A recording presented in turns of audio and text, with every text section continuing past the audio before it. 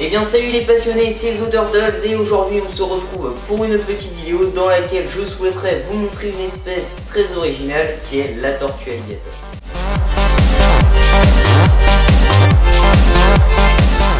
Ah, la tortue alligator, une espèce de tortue qui fascine de nombreuses personnes, notamment les passionnés. Il y a d'ailleurs de nombreux abonnés qui m'ont demandé de faire une vidéo à son sujet et c'est pour ça qu'aujourd'hui je vais faire sa description d'espèce en commençant bien évidemment comme d'habitude par le sujet de ses origines. C'est parti.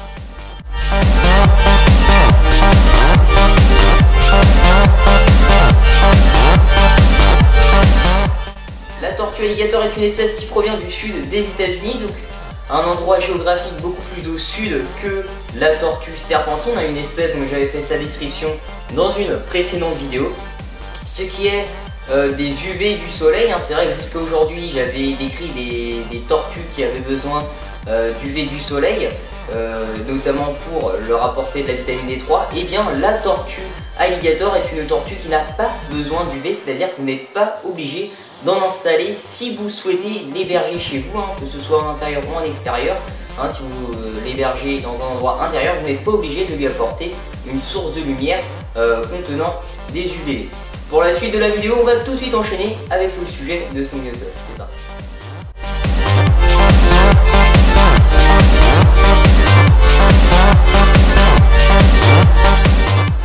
Comme je viens de vous le dire, la tortue alligator est une espèce qui provient du sud des États-Unis, mais plus précisément de rivières profondes, de lacs, de canaux ainsi que de marécages, dans des eaux comprises entre 23 à 28 degrés.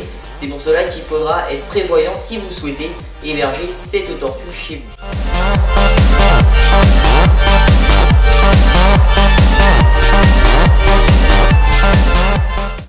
Ce qui est de ses caractéristiques, eh bien la tortue alligator se caractérise par une carapace relativement brun foncé. Tout d'abord sur sa dossière, il y a sur chacune de ses écailles des petites pyramides, donc ce sont des écailles dentelées en quelque sorte. Donc c'est ce qui fait bien sûr tout d'abord une bonne originalité comme vous pouvez le voir, contrairement à la tortue serpentine, elle, qui a seulement des écailles toutes plates. Ce qui est de ses parties molles, donc savoir sa tête, ses pattes et sa queue. Tout d'abord, la tortue alligator possède une mâchoire très puissante. Il y a d'ailleurs eu des accidents à ce sujet, donc je reviendrai bien sûr dessus tout à l'heure.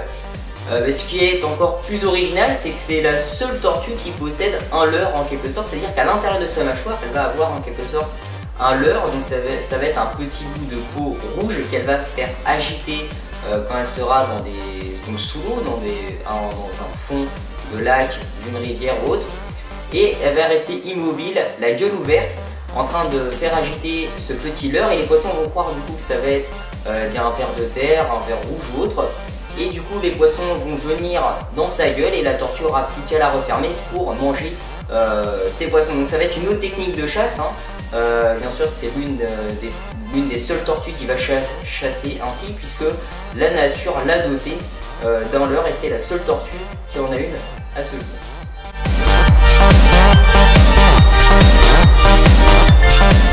Enfin, la tortue alligator possède des pattes très puissantes et c'est une tortue qui peut mesurer 80 cm de long pour un poids de 113 kg, donc vraiment une tortue assez imposante, comme la tortue serpentine.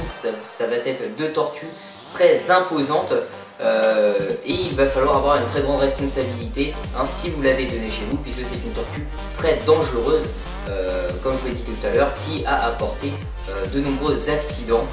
Des enfants ont pu avoir malheureusement des membres coupés, puisque des personnes en Amérique avaient fait l'acquisition des tortues alligator et ils les avaient relâchées dans des cours d'eau. Donc bien sûr en France, nous on a eu la tortue de Floride qui a été relâchée dans des cours d'eau. J'avais fait une vidéo à ce sujet, je vous conseille d'ailleurs d'aller la voir si vous ne l'avez pas vue. Mais en Amérique ça a été plus grave, puisque il y a eu des tortues alligator qui ont été relâchés dans des cours d'eau où des personnes allaient se baigner, mais malheureusement il y a eu des accidents, des enfants qui ont pu se faire amputer ou autre à cause de ces tortues alligators, puisque c'est des tortues très dangereuses. C'est pour cela qu'il faut être vraiment, comme je viens de vous dire, très responsable si vous en avez chez vous.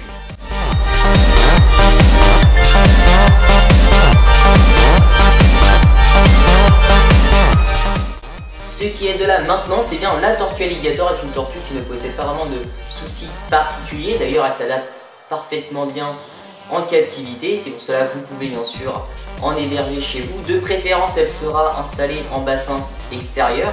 Ce qui est des juvéniles, vous pouvez les mettre en aquaquarium, mais dans celui-ci, il faudra installer une couche de sable afin qu'elle puisse s'enterrer convenablement.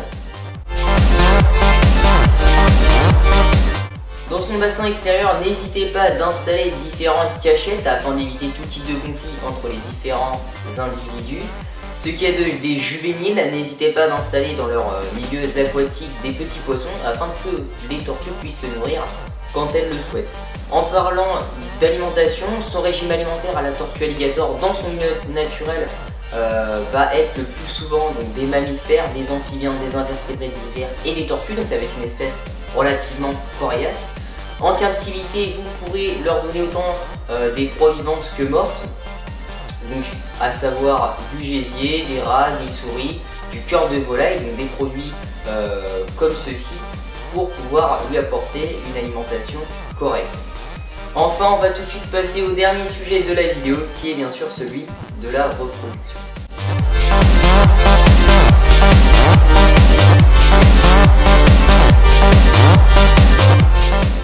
Ce qui est de la reproduction, et bien la ponte va comprendre 44 œufs et les œufs seront entièrement sphériques puisqu'ils vont mesurer de 31 à 40 mm de diamètre pour un poids compris entre 18 à 22 grammes. En fonction de la température, la durée d'incubation va varier de 79 à 107 jours et à la naissance, les nouveau-nés vont mesurer de 35 à 42 mm de long pour un poids compris entre 14 à 20 grammes.